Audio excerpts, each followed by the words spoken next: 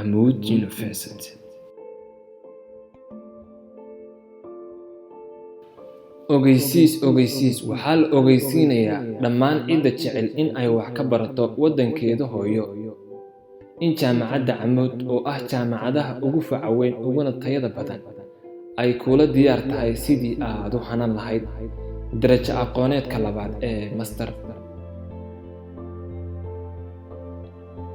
Isdiiwaangelintu waa ay socotaa waxa ayna bilaabatay bisha 9aad 15keeda 2019 waxa ayna xilmi doontaa bisha 10aad 20keeda 2019. qaybaha kala duwan ee ay jaamacaddu bixiso ayaa kala ah sida tan soo socota amase idin muuqata.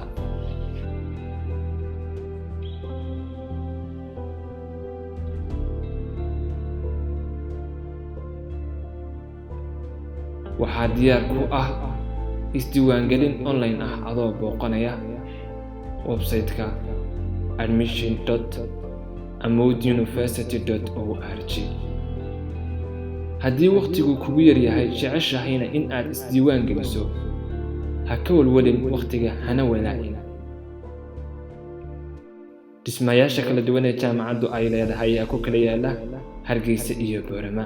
wixii faahfaahina intaa dheer ayaa waxaad nagala soo xiriiri karaysaa telefoonada iyo emailada ku muuqda adiga oo ka dheehan karaya wixii faahfaahinanta intaa dheer website-ka ay jaamacaddu leedahay.